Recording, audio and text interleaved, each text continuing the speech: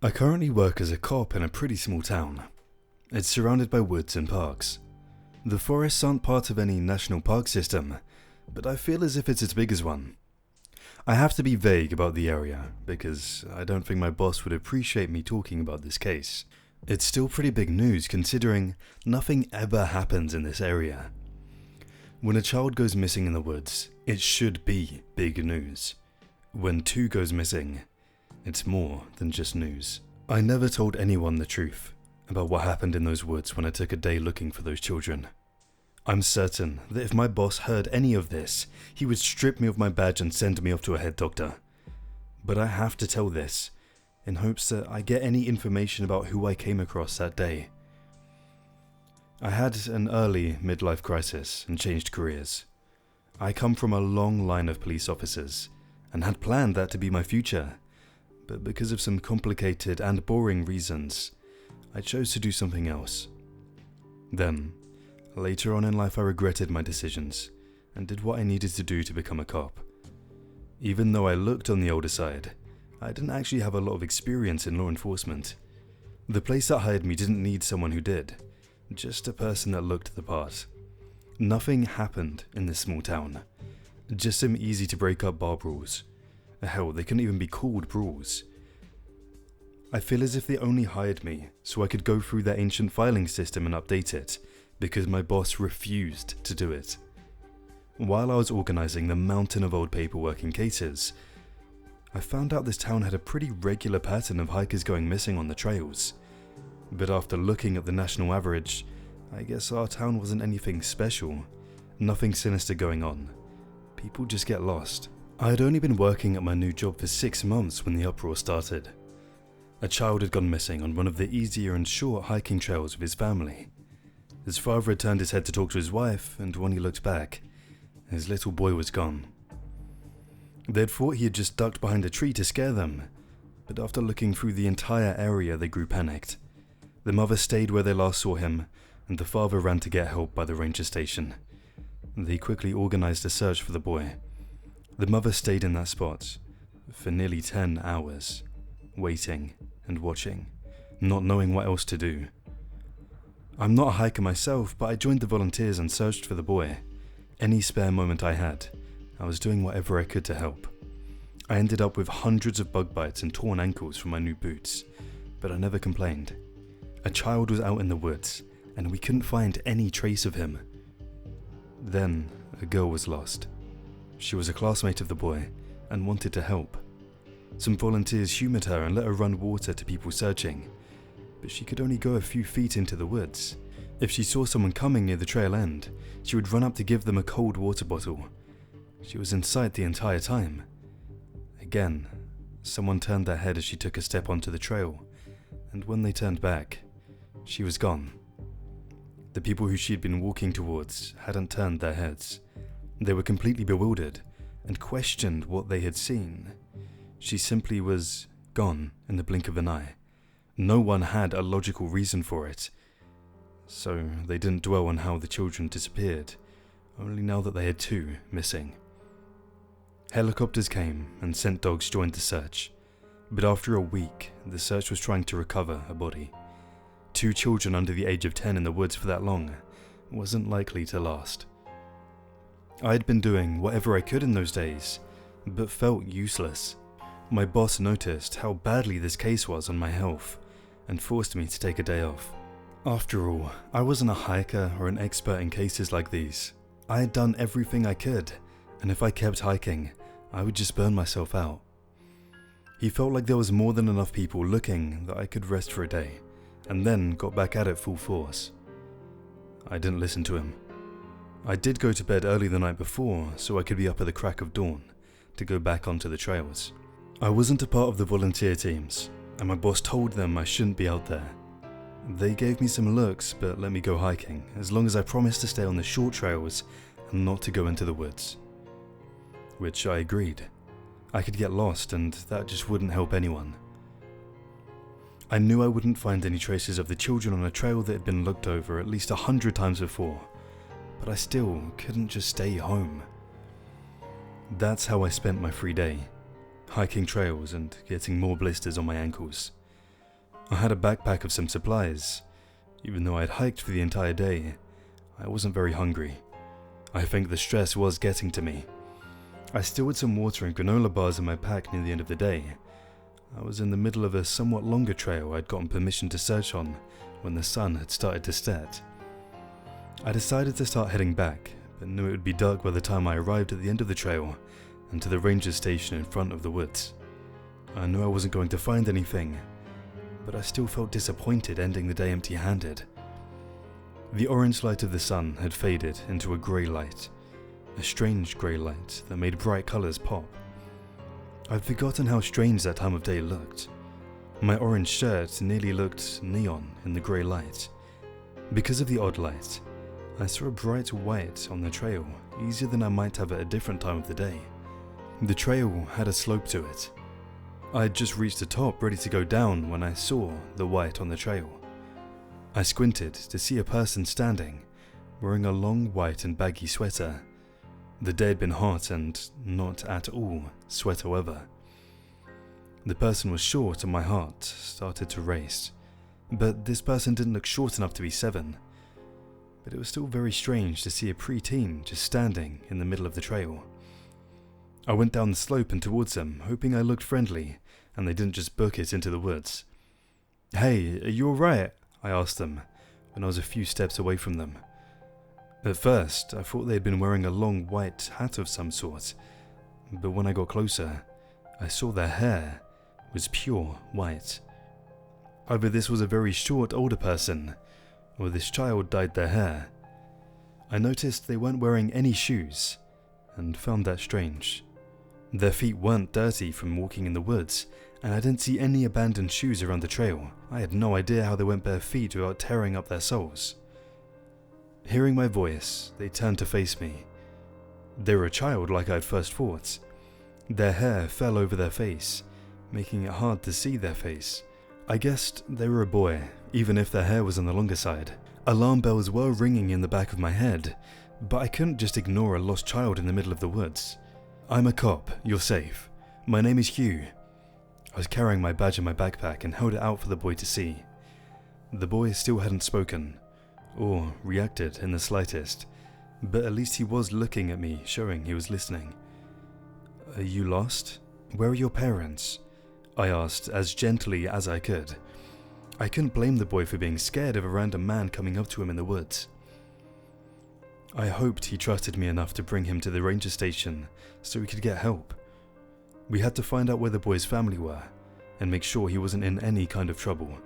Protective instincts I didn't even know I had was kicking in. I wanted to carry him out of the woods to make sure he wouldn't hurt his feet walking, but getting any answer from the kid would be a win. Best not to make him too uncomfortable. He hadn't responded to any of my questions, so I got down to his level to keep trying. "What's your name?" "Ellie." I finally got something out of him.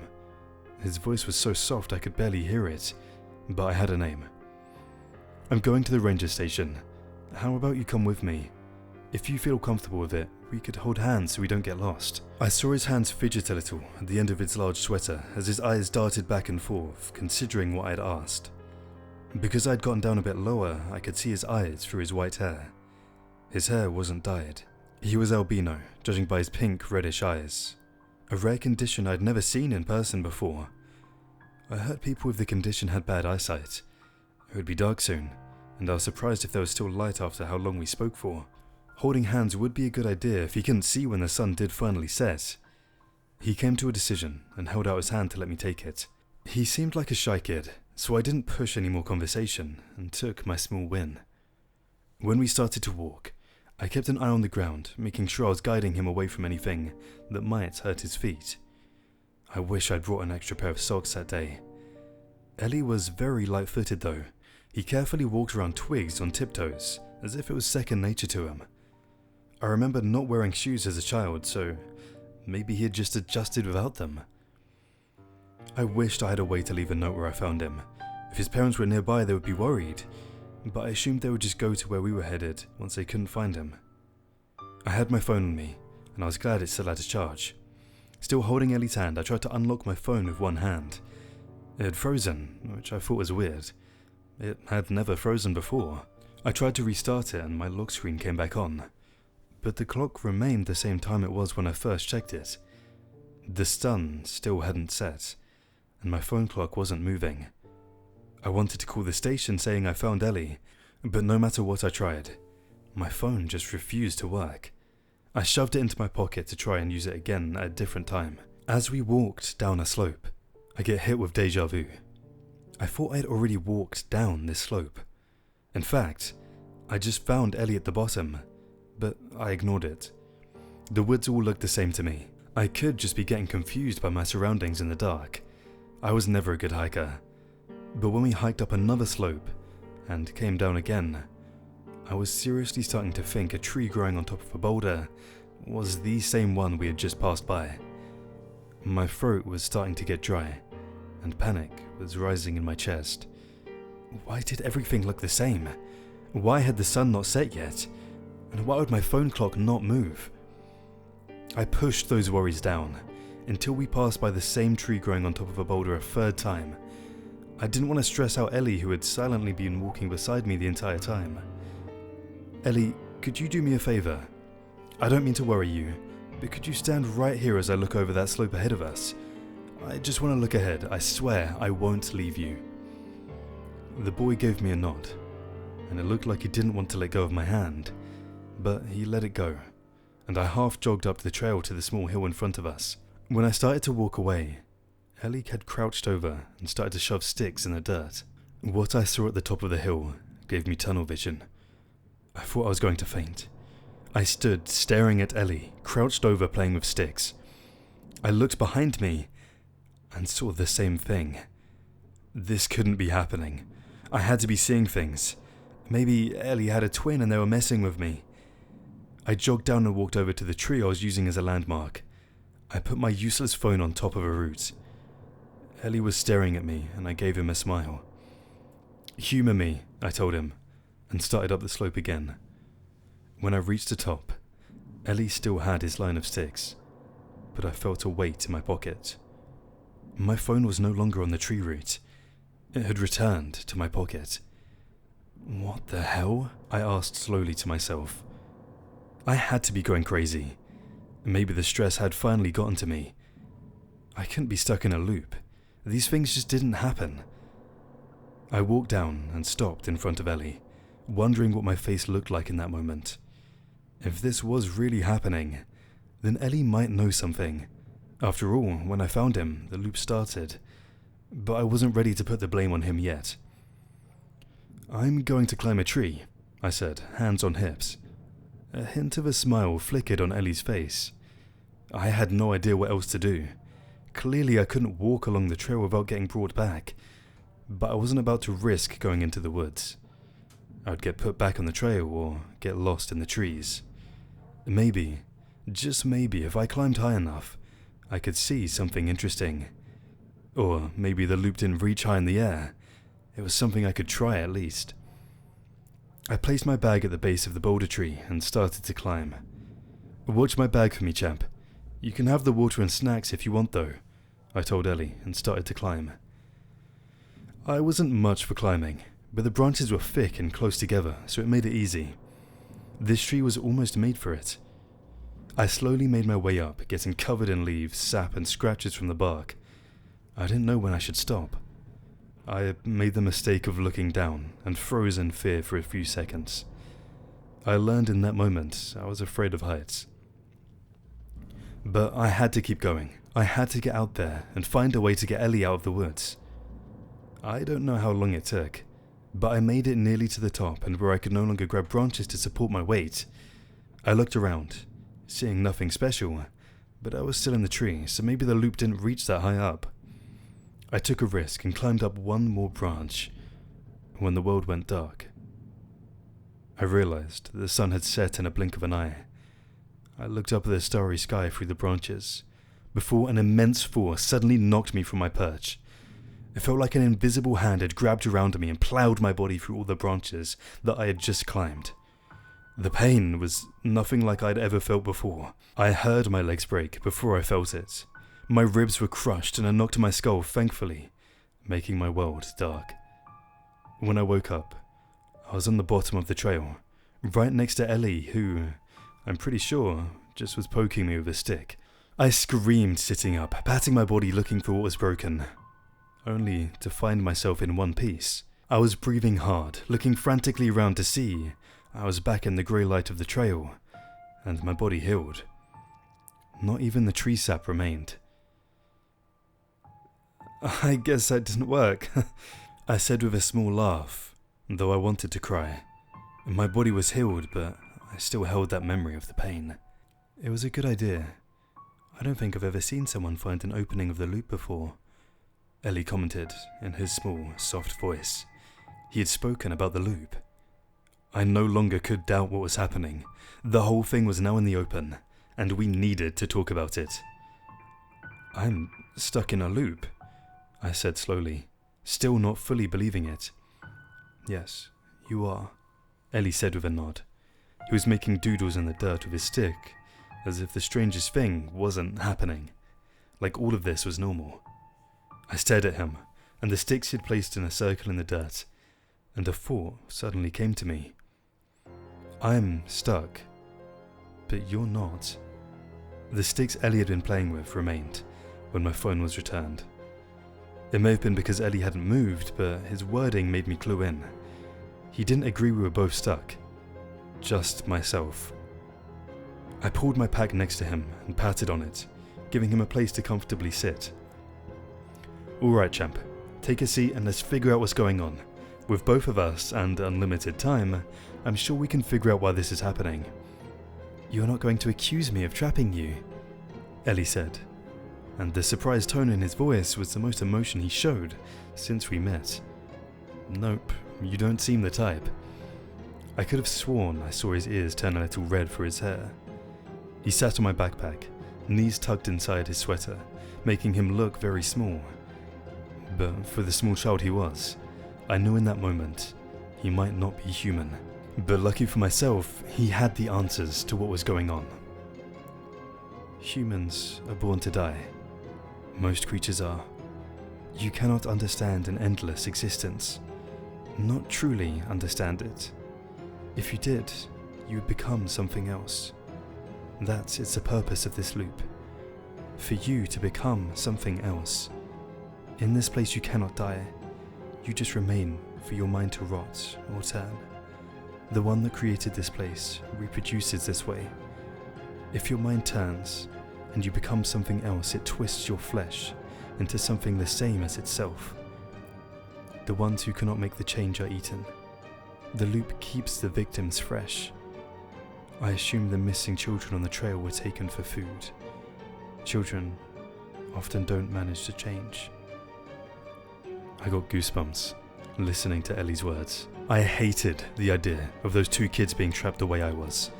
Stuck in a forever loop, not understanding what was happening and not being able to get out. I was lucky enough to come across someone to explain things to me. Ellie kept talking, so I pushed my thoughts aside to listen. Humans cannot break this loop. I am not human, so I cannot be trapped here, but I cannot break this loop to save you. It goes against what I am. I cannot save a human from a creature of the night.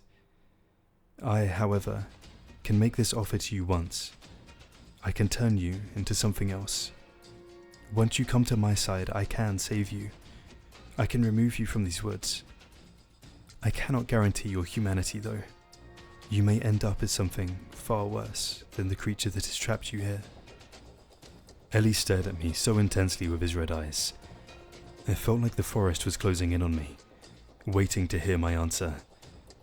I could either become a creature after suffering through an endless amount of time, or take him up on his offer and become something else. Or take a huge risk. No thank you, I said with a small smile. To my surprise, Ellie smiled back. A small one, but still a smile. I knew he wasn't going to offer to turn me again, but I also knew Ellie was here for a reason. Maybe that reason would get me out of this mess. It's best for you to stay silent, as I take care of why I came here. I cannot promise your life. I need to summon the creature who made this loop and speak with it. "It may eat you," Ellie said as he stood up. I watched him as he walked to the middle of the trail. He stood, waiting for me to nod and give him a small wave telling him I was ready to maybe die in the next few minutes. Not much else I could do about it. He gave me a nod back, then stomped down hard on the dirt-packed ground. I thought I heard some sort of hollow echo and the faintest silver light coming from him when he stomped. My body sensed the creature before I saw it. Every hair on the back of my neck stood on end, and my hands started to shake. I had never been so scared in my life. I would honestly rather be thrown from a tree 100 times than be sitting on the trail when the creature showed itself. It was an enormous black mass that flickered through the trees like a ghost. Its white, glowing eyes and clawed black hands looked solid enough though. Wrapping one hand around a tree, it looked so big, could easily rip that tree from its roots. Even though it was massive, its voice was barely a whisper. It was right in front of us, and yet I could barely get a good look. It was like my eyes refused to look on the thing, and I was glad for that. "What creature has wandered into my forest?" It reached out a large claw towards Ellie, who stood firm. Even in my state, I wanted to run out and protect him. The claw stopped right in front of his face when Ellie started to speak. "You have created for too many children. Your limit was 2. You are taking too many humans to feed them, and I suspect you took this other human to create a new..." Ellie's strong words were cut off by a rasping laugh from the woods that made my skin crawl. "This forest is mine. I can make as many children as I like. Now, be gone." The massive claw came down to crush poor little Ellie, and I shot to my feet. I was far too slow. But my concern was not needed. The moment the ghastly claw came down, it exploded in a silver mist. The creature let out a shriek of pain and darted further back into the woods, nursing its wound. Ellie had not moved, and his back was turned to me, but I could feel he was very angry. "You cannot be," the monster hissed with a voice full of hate. "The Silver King is dead."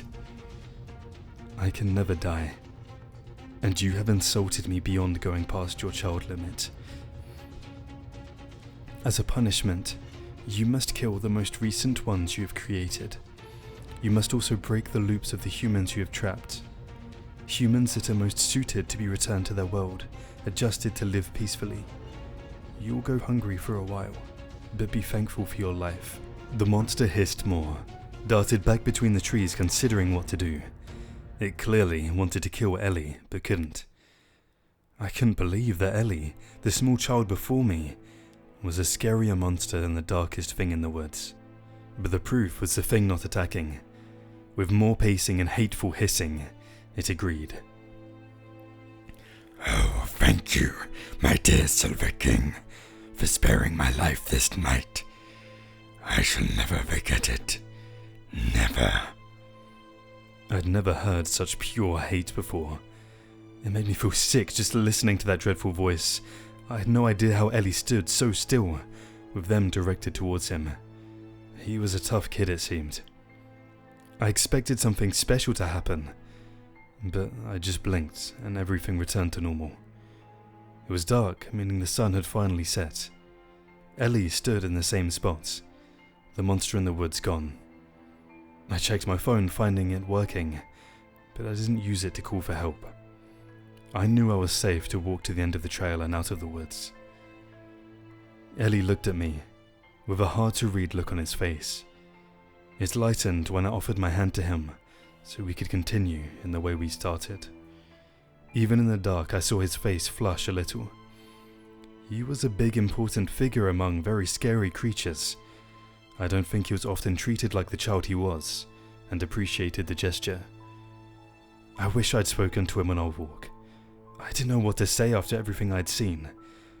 I was going through ideas in my head when I saw something else on the trail in front of us. My throat closed, and I felt tears come to my eyes. The missing children stood alone, holding hands and looking very scared. I let go of Ellie's hand to run over to the poor lost kids. I checked them over, finding them to be safe and perfectly fine. But when I looked back, Ellie was gone. I was a bit suspicious, bringing 2 of the missing kids out of the woods. 2 kids that should have been dead, and looked the same as they did when they'd gone missing. But I had a solid alibi when they'd been on the trails. One was me on the camera buying gas, and the other was me with 10 other volunteers when the little kids had gone missing. Some people thought I was working with the ones who had taken them, but no proof of the matter dropped. No one could explain what happened, and I was not offering my strange tale. The kids said they'd just been stuck in one spot for a long time and didn't get hungry. Since they were so young, the police didn't know what to make of it. The case came to a standstill, but most people were just happy the kids were found. Since then, I wondered about Ellie. I can't help but think how he's doing out there and if he's safe. Of course, he's safe. He seems like a big deal. But I can't help myself. I've been looking trying to find any mention of him, but so far nothing. If you run into him out there, please trust him and treat him nicely. He has a tough job. And please tell him Hugh says hello and wants to know he's doing alright.